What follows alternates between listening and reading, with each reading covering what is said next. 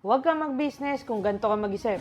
Dumidepende ka pa rin sa sasabihin ng mga tao na nakapaligid sa'yo. Kaya hindi mo ma-start yung business mo. Kasi iniisip mo, nakakahiya. Bakit? May mangyayari ba sa inyo pag sinabihan ka nila ng masama? Pag nakita ka nila nagla-live, may mangyayari ba sa'yo masama? Pag piniin mo sila at inalok mo sila ng produkto mo, may mangyayari ba sa'yo masama pag sinin ka nila? Di ba wala naman? So anong pumipigil sa'yo para mag-business? Alam nyo, yung mga nagsasabi ng negative sa inyo, dyan sa mga business idea nyo, yan yung mga inggit sa inyo. Yan yung mga tao na wini-wish nila na sila yung nasa katayuan mo pag in-start mo na yung business mo. Sila yung mga taong hindi magla-like sa'yo pero araw-araw naman titingnan yung social media mo. Kung nakakabenta ka na ba?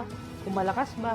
Panigurado ako na mas aangat pa yung buhay mo dyan sa mga inggit na yan kung hindi mo sila papansinin. Hindi ka matututong magnegosyo kung hindi mo sisimulang magnegosyo. Hindi ka matututo kung magsistay ka lang sa pangarap at pagpaplano. Sabi nga the learning is in the doing. Simulan mo na. Mas ma-appreciate mo ang tagumpay kung tunay na pinaghirapan mo siya. Kahit ano pa ang ituro ng iba, wala talagang shortcut sa success. Kailangan mo talagang pagdaanan ang tamang proseso. Kaya huwag mainip. I-enjoy ang bawat experience at tuloy na mag-improve at huwag susuko. Huwag mong i-underestimate ang effort na binibigay mo. Hindi man nakikita ng karamihan ang pagod at puyat, pero unti-unti ka na palang nagtatanim ng binhi para sa malaking ani ng iyong tagumpay. Kaya huwag kang mawawala ng pag-asa. Don't get discouraged. Tuloy-tuloy lang. Darating din ang pangarap mong buhay. Hindi nakakabawas ng pagkatao kung wala ka pang sasakyan, malaking savings, milyon na insurance, maraming properties, travel outside the country, lifetime partner, o significant success sa career o negosyo. Huwag mong iko-kumpara ang progress mo sa iba dahil kanya-kanya tayong timing at kanya-kanya tayong hinaharap ng mga problema at pagsubok. At may kasabihan, 'di ba? Bilog ang mundo.